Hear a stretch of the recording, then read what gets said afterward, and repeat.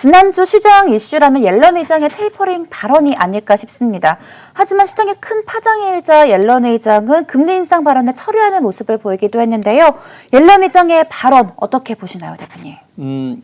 시장에서는 옐런이 금리 인상 발언을 하면서 뭐 시장이 좀 조정을 받았다 이렇게 이야기하는데, 오히려 옐런이 그런 금리 인상 발언을 하면서 오히려 텐트럼이 오히려 좀 지연이 되고 또 약화되는 그런 움직임이 나왔습니다. 그래서 오히려 옐런 발언 때문에 좀 긴축 발작이 좀 제한되고 있다, 이렇게 좀 보시면 될 것 같은데, 일단 4일날 옐런 의장이 만약에 경기가 과열되지 않도록 많이는 말고 어느 정도는 금리 인상을 해야 된다, 이런 이야기를 했는데, 나스닥이 급락이 나왔죠. 뭐 나스닥 기술주들은 좀 차익 비용이 많잖아요. 그래서 금리에 민감하다고요. 다우지수는 은행주들이 많기 때문에 견조한 움직임이 나왔는데, 나스닥은 기술주들이 많이 포진이 되어 있어서 좀 강한 조정을 받았거든요.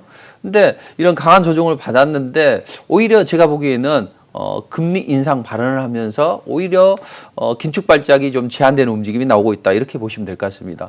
근데 원래 뭐 시장에서는 이제 어느 정도 예상은 했지만, 갑작스럽게 파월 의장은 비둘기파적인 발언을 계속 하는데, 옐런 의장이 오히려 그런 발언을 하면서 이건 뭐야 하면서 약간 깜짝 놀라는 그런 움직임이 나왔어요. 그래서 월스트리트 저널하고 뭐 인터뷰를 통해서 뭐 서둘러 진화를 했는데, 내가 뭐 여기에 대해서 뭐 개입을 하거나 그런 건 아니고 원론적인 이야기를 했다, 이런 이야기를 했습니다.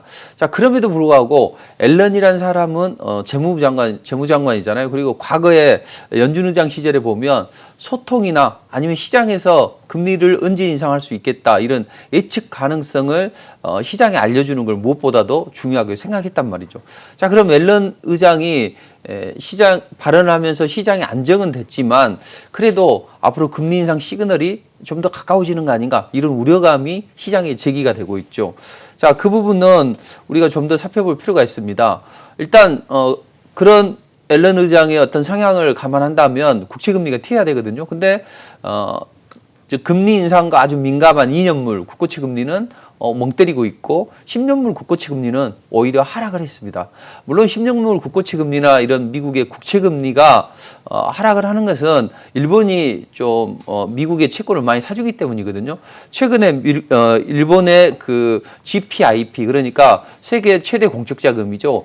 이쪽에서 해외채 보유 한도 상한선을 일부 조정을 했습니다. 그러니까 기존보다 미국 국채나 이런 걸 많이 살 수 있게 상한선을 조정을 했고, 일본의 중앙은행에서도 미국 국채를 살 수 있도록 자국의 국채를 많이 사줬어요. 그렇게 되면 자국 국채 가격은 올라가고 금리는 떨어질 거 아니에요. 근데 일본은 국채 가격이 떨어지고 미국은 올라 있는 상황이고, 그럼 캐리 트레이드 자금들은 일본보다는 미국을 선택하겠죠. 그래서 미국 국채를 많이 샀다고요. 그러면서 미국 국채를 많이 사니 가격은 올라가고, 가격은 올라가다 보니까 금리를 조금만 줘도 되겠죠. 그래서 미국 국채 금리가 떨어지는 그런 로직으로 갔어요. 그러니까 쉽게 말해서 뭐 국고채 금리가 요즘에 좀 떨어지는 것은 일본 쪽에서 많이 사줬기 때문에 일본의 자금들이, 그런 측면도 있습니다. 그러나 지금 현재 성장이라는 게 어떤 건전하고 양호한 성장이고, 앞으로 이 부분이 계속 인플레이션을 자극하지는 않을 것이다, 이런 시장의 기반이 좀 깔린다는 거죠. 자, 그렇다면 지금 앞으로 이런 문제가 계속 대두가 될 겁니다. 자, 얼마 전에 10년물 국고채 금리가 뭐 1.1% 넘어서고 1.5%, 6%, 7% 올라갈 때 시장이 발작을 했다고요. 그게 한 달 넘게 지속이 됐습니다. 여기에다 또 파월이 뭐 조그만 매파적인 발언을 하거나 앨런이 그런 발언을 하게 되면 시장은 민감하게 반응을 하죠. 앞으로도 이런 일은 비일비재할 거란 이야기죠.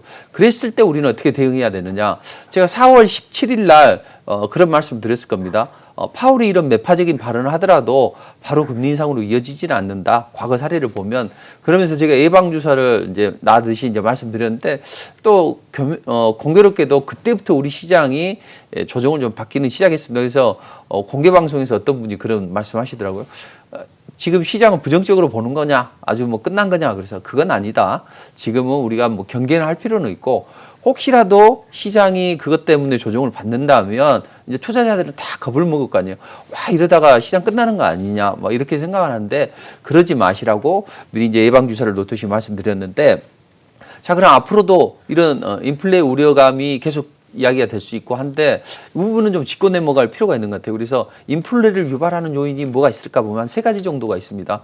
최근에 뭐 경기 부양책 하면서 엄청난 달러가 많이 풀렸죠. 그다음 최근에 뭐 목재 가격도 올라가고 구리 가격도 올라가고 원자재 가격이 급등을 해. 또 반도체, 차량용 반도체 쇼티지도 계속 진행이 되고 있어. 자, 이런 부분이 인플레를 유발하는 거 아닌가 이제 이런 이야기를 하고 있는데 먼저 경기 부양책에 대해서 살펴보면 자, 1조 9천억 달러를 풀었다는 이야기죠. 근데 1조 9천억 달러는 꺼져가는 불씨를 살리는 그런 역할을 했고 어떤 구제 측면이라고 보시면 되죠. 그리고 최근에 보면 뭐 잡이나 패밀리 플랜으로 해서 4조 달러를 우리가 더 풀겠다. 야, 그러면 1.9조 달러도 많은데 4조 달러가 풀리게 되면 인플레가 유발되는 거 아니냐 이제 이런 우려감이 있는데 그건 아닌 것으로 보여집니다. 왜냐하면 4조 달러를 풀어도 한꺼번에 막 쏟아붓는 게 아니라 8년에서 9년 사이에 나눠서 하고 또 이것도 규모도 좀 축소될 것 같아요. 왜냐하면 자플랜 같은 경우에는 규모가 좀 축소될 것 같은데 지금 초당파나 이쪽에서 그런 건의가 들어오는 거죠. 야, 지금도 재정적자 심각한데 국채 많이 발행하게 되면 어렵지 않냐. 그러니 좀 이거 금액을 좀 줄여보자 하는 것이고 바이든도 좋다. 그러니까 그것은 줄여볼 의향이 있어요. 이런 이야기를 하고 있는 거죠. 그래서 지금 뭐 경기 부양 자금이 많이 뿌려졌는데 이 부분은 앞으로 추가적으로 자극하기보다는 분할로 지급하기 때문에 좀 시장에 좀 제한적으로 자극을 할 수 있다. 이렇게 좀 생각을 하시면 되고 그다음 이제 원자재 문제 가격 급등이나 아니면 공급 사이드에 문제가 좀 있을 수 있는데 자, 이 부분도 일시적인 것으로 보여집니다. 최근에 왜 이렇게 민감하게 반응을 하는가 보면 최근 뭐 구리 가격, 구리 뭐 코퍼 박사라고 하죠. 자, 구리 가격이 올라가게 되면 경기가 화량을 보이고 그로 인해서 인플레가 유발되는 거 아니냐 이런 우려감이 제기가 되고 있는 거죠. 뭐 기타 뭐 목재 가격도 올라가고 최근에는 뭐 농산물 가격도 급등을 하고 있죠. 자, 거기에다 뭐 차량용 반도체 쇼치도 나오고 있고 야, 이렇게 되는데 지금 이런 부분이 좀 앞으로도 진행이 되면서 인플레이션 우발한 거 아닌가 이렇게 생각을 할 수 있는데 과거 사례를 한번 보자고요. 처음에 우리 코로나 팬데믹 때 어땠어요? 미국인들 뭐 심지어는 두루마지 화장지까지 부족을 해서 뭐 정말 그때 뭐 사재기도 일어나고 또 그로 인해서 화장지 가격이 좀 급등을 했었죠. 그렇지만 지금 생각을 해보면 어떻습니까? 두루마지 화장실 없어서 변비 걸리는 미국인들 없잖아요. 그리고 마스크 가격이 그때 뭐 10,000원 이상 치솟고 이랬을 때도 시간이 좀 지나면서 완화가 되죠. 가수요가 있고 또 그로 인해서 사재기로 인해서 가격이 좀 뛰었던 것처럼 지금 반도체 차량용 반도체 쇼치지죠.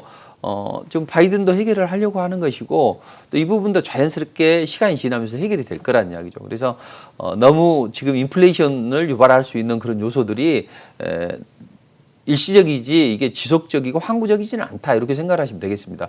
자, 그럼 만약에 연준이 좀 출구 전략을 한다면 어떤 식으로 전개가 될까 이렇게 보시면 먼저 양적 완화를 축소하고 금리를 인상한 다음에 그다음 양적 긴축을 진행할 걸로 보여집니다. 자, 지금 양적 완화는 매월 1,400억 달러 정도를 1,200억 달러 정도를 하고 있죠. 근데 이 부분을 한꺼번에 줄일 건 아니고 일부를 좀 줄여 볼 거예요. 그러면 시장에서 긴축 발작이 일어나는 거라 보고 괜찮네 이 정도면 하면 또 이번에는 금리를 소폭 올려볼 거란 이야기죠.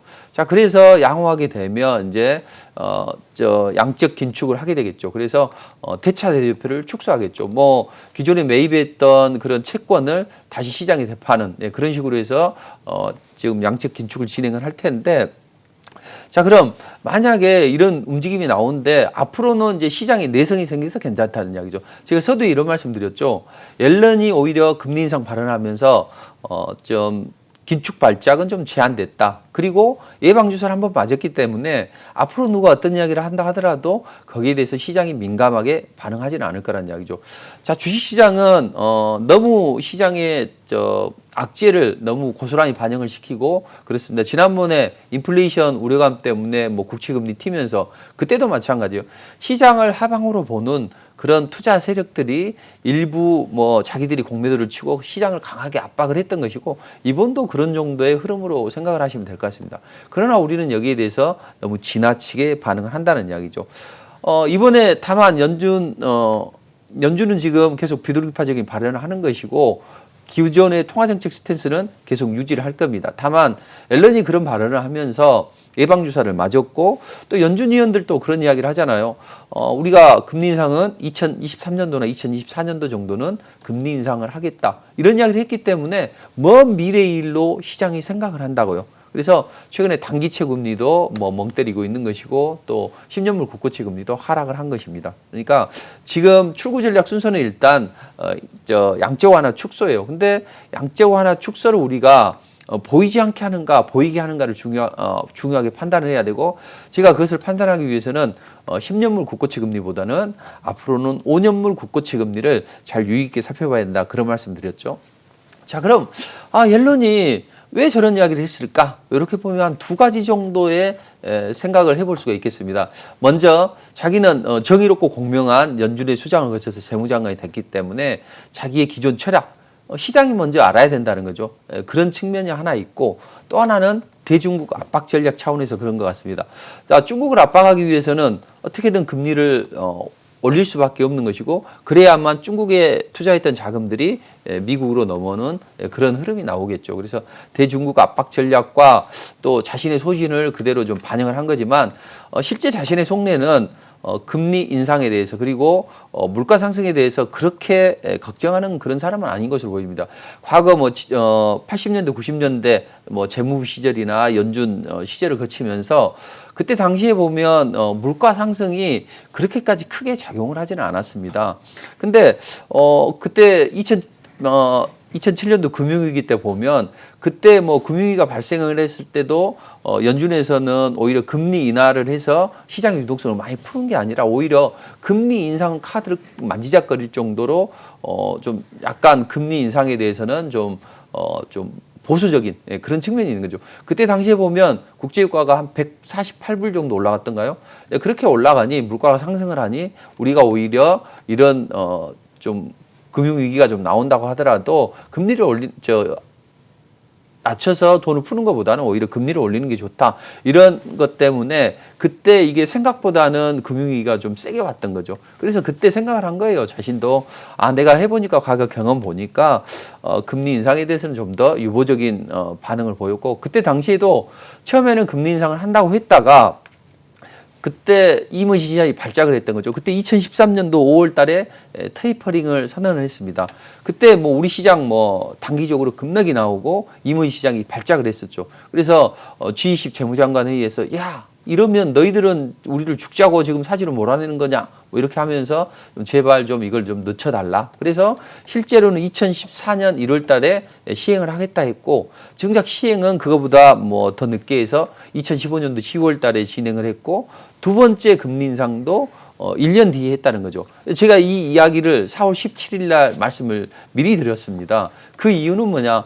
분명히 시장의 하방으로 보는 그런 세력들이 공매도 세력들이 악재가 나오기를 기다리고 그런 악재가 나왔을 때 시장을 확확 흔들어 버리는 거죠. 근데 이번에도 마찬가지입니다. 미국 시장이 바로는 계속 올라가지는 않아요. 특히 나스닥 같은 경우에는 기간 조정을 거치고 그 다음에 조정을 마무리하고 올라갑니다.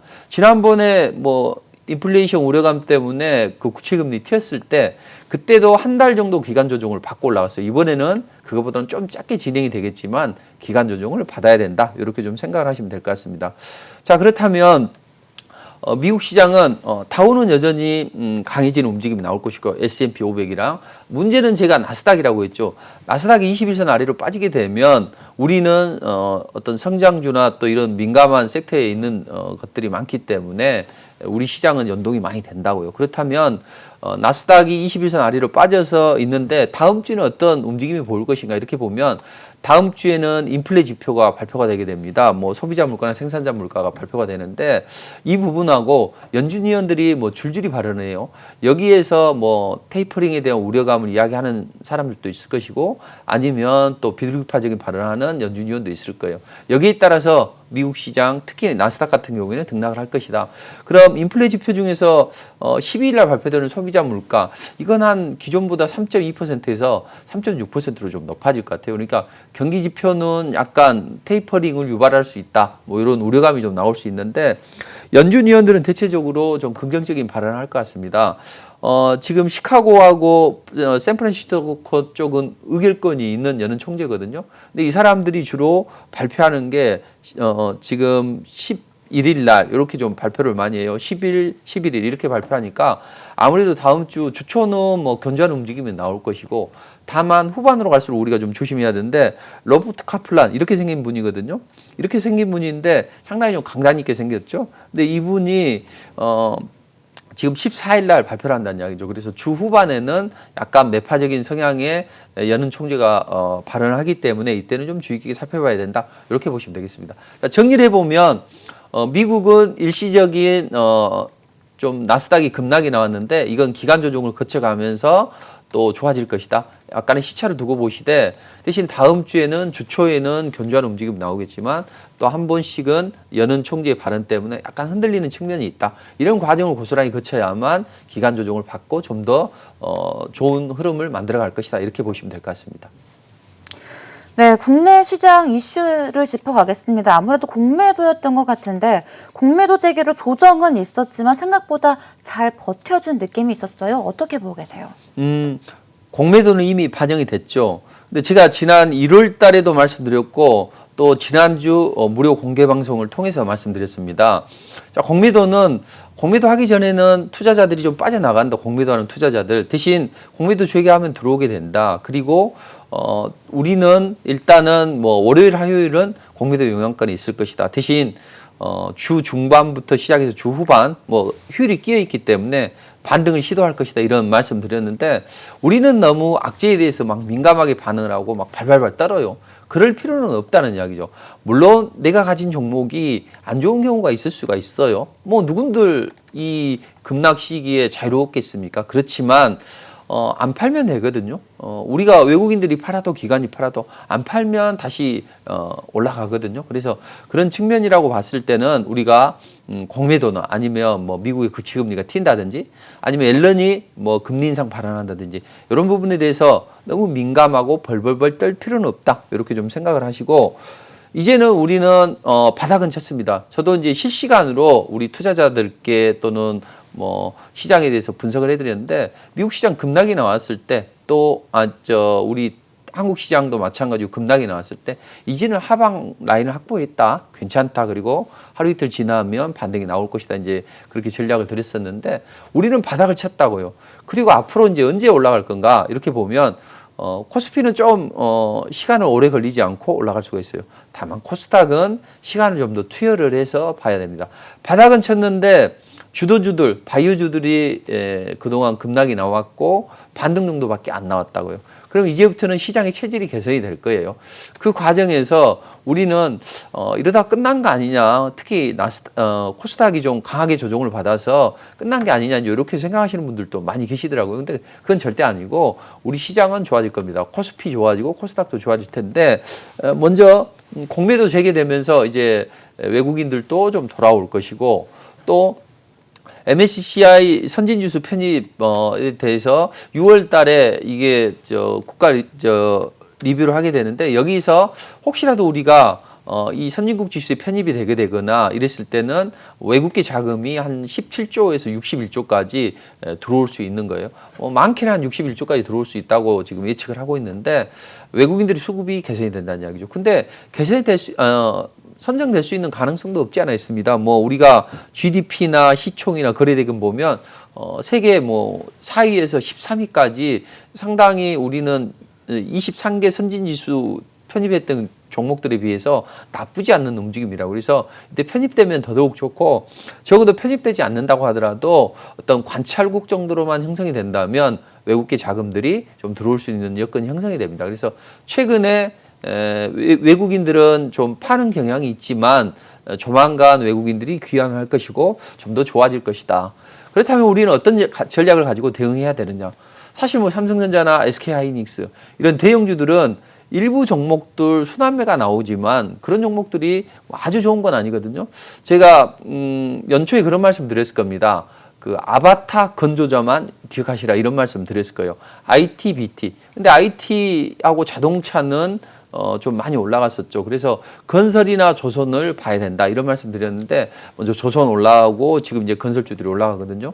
근데 이제 지금 이 말씀 드린 이유는 뭐냐면 순환매가 작게 나온다는 거죠. 근데 지금 뭐 삼성전자를 투자했던 그런 투자자분들이나 이런 분들은 별 재미가 없는 그런 시장이 형성이 되겠죠. 그래서 대형주들이 순환매가 나오지만 별 재미가 없어요.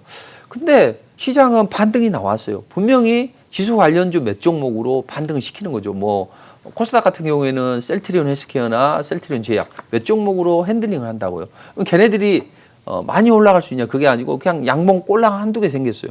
지수는 올라가. 근데 종목들은 보면 또 날아가는 종목도 생기거든요. 봤더니 뭐 우선주들 뭐 날아가고 건설주들 또 날아가고 뭐 또 철강 금속주들 일부 종목들 올라가고. 근데 대부분 보면 3일 천하로 끝나는 것이고 연속성이 없어요. 그리고 이 종목들이 대부분 특징이 뭐냐면 거래가 없어요. 거래가 없다가 올라가다 보니까 우리는 착시 현상 때문에 지수는 올라가네. 종목들도 날아가는 종목이 생겨. 근데 정작 내 종목들은 왜 안 날아가지? 그건 누구나 다 공통적으로 느끼는 거라고요. 그렇지만 지수가 이제 안정이 됐고 이제부터는 좋은 움직임이 나올 수가 있어요. 그러니까 조금 더 자신감을 가지시고 이제부터는 거래도 많고 제대로 날아간 종목들을 좀 해봐야 되는데 자 그런 관점에서 제가 이제 반도체 뭐 공정, 팔공정을 이야기를 해드리면서 뭐 외산 포식자가 증가하면 테스형이 잡아서 패대기 친다 이렇게 하면서 팔공정을 잘 기억하시라고 좀 말씀드렸는데 자 그 연장선상에 서서 우리가 반도체 관련주들도 우리가 좀 관심을 가져봐야 될 필요가 있습니다. 이재용 부회장 사면 이야기가 솔솔 나오고 있고 지금 국민의 많은 국민들이 좀 사면을 요구를 하고 있지만 정부에서는 아니다 이렇게 하지만 사면을 하거나 아니면 가석방이 되거나 이렇게 될 것 같고 만약에 이게 안 된다고 하더라도 반도체 투자는 멈출 수 없이 계속 진행이 될 것 같습니다. 그래서 지금 반도체 관련주들이 약간 좀 처져 있지만 이때를 기점으로 해서 저점 매수 전략을 가져가면 좋습니다. 지난번에 제가 그 반도체 밸류체인을 설명을 드리면서 이제 이런 걸 보여드렸는데 이번 주에 텔레칩스가 강한 좀 움직임이 나왔죠. 차량용 반도체를 만드는 업체 텔레칩스가 이렇게 상한가를 뽑아 올리고 이렇게 움직임이 나왔는데 자, 이 텔레칩스가 올라갔던 원동력은 그거예요. 자, 삼성과 협업을 통해서 자동차용 MCU 그러니까 마이크로 컨트롤 유닛 일반적으로 마이크로 컨트롤러라고 하죠. 이것을 국내 기업 최초로 출시하겠다 이런 이야기가 나오면서 주가가 좀 강하게 올라갔다고요. 사실 이것은 뭐 기술 수준이 낮아요. 자동차용 MCU 같은 경우에는 한 98% 정도는 상당히 좀 수입을 의존을 합니다. 기술 수준이 낮아서 삼성전자가 안 만들어요. 별로 뭐 수지 타산도 안 맞고 그렇지만 이제 이게 쇼티지로 인해서 이걸 생산해내면 실적은 좋아지겠죠. 그 기대감 때문에 올라갔다는 이야기죠. 자, 그러면 시스템 반도체 뭐 이쪽 업체 중에서 이 MCU를 만드는 업체들은 우리가 좀 잘 살펴봐야 된다. 근데 MCU라는 게 이런 겁니다. 여기 VCP라고 하는 것은 이 텔레칩스에서는 자기들 이름은 좀 VCP로 이야기를 했지만 이게 MCU예요. 이 차량용 반도체가 여기에 들어가는데 이게 어떤 역할을 하냐면 야 스마트폰 충전해줘. 이 칩 하나하나가 스마트폰 충전해줘. 아니면 LED 등 켜줘. 뭐 경고음 울려줘. 뭐 알람 설정해줘. 이런 것들을 하나하나 하는 거다고요. 그러니까 이 MCU라는 게 뭐냐면 초소형 컴퓨터라고 생각하시면 돼요. 그래서 원칩 컴퓨터다. 칩 하나가 대단한 역할을 하는 것이다. 이렇게 생각을 하시면 되는데 이게 뭐 일반 가전부터 시작을 해서 뭐 차량용 반도체까지 고르게 들어간다고요. 근데 이 MCU를 만드는 업체들이 많아요. 그래서 이 MCU를 만드는 업체들이 이렇게 많은데 이 업체들이 만드는 MCU는 적지만 강한 거죠. 그래서 CPU보다는 단순하지만 뭐 알람 기능부터 시작을 해서 특수 기능까지 되어 있기 때문에 앞으로 이런 부분이 코로나 팬데믹이 잡히고 이렇게 하면 오히려 차량 수요도 많이 늘어나겠죠. 그로 인해서 쇼티지가 더 발생할 수 있으니까 이런 관련주들 중에서 우리가 좀 잘 봐야 되는데 위에 부분에 있는 종목들은 그나마 우리가 관심을 가져도 되는 종목들이고 여기 있는 것은 뭐 텔레칩스는 이미 올라버렸고 나머지는 크게 좀 메리트가 좀 적은 종목들입니다. 그래서 위에 있는 종목들을 좀 잘 살펴봐야 되는데 그 중에서 이제 한 종목만 좀 보면 어버브 반도체라는 종목이 있습니다. 반도체 MCU 업체인데 이 종목도 지난번에 한번 튀어올랐죠. 이때 왜 튀어올랐을까 이렇게 생각을 해보면 차량용 MCU가 한 8달러에서 뭐 50달러까지 6배 정도 올라가면서 이것을 개발하고 생산할 수 있는 업체 메리트가 부각이 된 거죠. 원래 이 업체는요, 주로 뭐 IT나 일반 가전 쪽에 집중을 하는 거거든요. 근데 이 종목이 다른 쪽에서는 힘든 테스트 라인을 구축을 해서 오창 공장에서 구축을 해서 경쟁력을 확보하고, 이제는 우리가 가전이나 IT 쪽이 아니라 지금 차량용 반도체 쇼티지가 일어나니 그쪽으로 내가 드라이브를 걸어보겠다. 먼저 이런 흐름이 나오는 거죠. 그래서 이 어버브 반도체는 지금 현재 움직임은 상당히 좀 기민한 움직임이 나오고 있으니 이것은 다음 주 이후에는 좀 잘 지켜보고 빠지면 저점 매수를 접근해도 된다. 이렇게 좀 생각을 하시면 될 것 같습니다. 자, 그러면 한 종목을 더 한번 보면 이제 TSE라는 종목이 있어요. 월봉상에서는 많이 좀 올라 있는 건데 일봉상에서는 단기적으로 외국인들 기관 수급이 좋아지면서 한번 상승이 나올 수 있는 그런 업체입니다. 이 종목은 그 검사 장비 업체인데 메모리 쪽이나 아니면 이제 웨이퍼 쪽에 그 검사 장비 업체거든요. 근데 이 종목이 올라갈 수 있었던 과거 동력을 살펴보면 삼성이 뭐 캐파 확대를 하면서 또 이 투자 수혜를 받거나 아니면 메모리 가격이 급등하거나 뭐 또 반도체 뭐 소부장 국산화 투자 기대감 때문에 올라가거나 이런 움직임이 나온다고요. 그래서 이런 종목들은 우리가 단기적으로 좀 관심을 좀 가져볼 수 있는 종목이다. 이렇게 좀 보시고 기타 뭐 관련주들은 이렇게 뭐 보시면서 나머지 뭐 반도체 관련 공정 라인별로 관련주나 이런 부분은 제가 무료 공개 방송에서 자세하게 좀 설명을 좀 드리도록 하겠습니다. 네, 반도체 이야기 짧게 짚어주셨는데요. 그렇다면 다음 주 투자 전략 이야기해 주세요. 자, 다음 주에는 우리 MSCI 뭐 반기 리뷰가 있어요. 근데 그 우리 관련주 중에서 하이브나 녹십자, 이 방탄소년단 하이브나 녹십자 이런 종목들이 편입될 수 있으니까 이런 종목들이 좀 관심을 좀 가져보시고 여전히 반도체 소부장 일부 종목이 올라갈 수가 있습니다. 그 종목들은 제가 잠시 후 무료 공개 방송을 통해서 말씀드리고 이제는 보험주들도 기지개를 켤 수가 있어요. 그래서 보험주들 쪽에 뭐 좀 금융주 쪽에 관심을 가지신 분들은 관심을 가지는 게 좋고 그다음 제약 바이오 쪽도 좀 잘 살펴봐야 됩니다. 오늘 뉴스가 나왔죠. 바이든이 백신 지지권을 포기하겠다. 자, 그럼 유럽에서 반기고 유럽에서는 막 이래서 되냐 이런 소리를 하는 것이고 푸틴은 좀 반기고 있습니다. 근데 이걸 하게 되면 우리 국내의 백신 관련해서 백신 개발사들이 한국 자회사를 설립할 수 있고 그로 인해서 움직일 수 있는 종목들이 있다고요. 그러니까 다음 주에는 제약바이오 대형주들 그리고 코로나 백신이나 치료제 관련주들의 움직임도 우리가 기민하게 잘 살펴봐야 되고 철강 금속주 중에서 지금 아직 안 오른 종목들도 있다고요. 그래서 그런 종목들을 잘 살펴보시면 좋을 것 같습니다.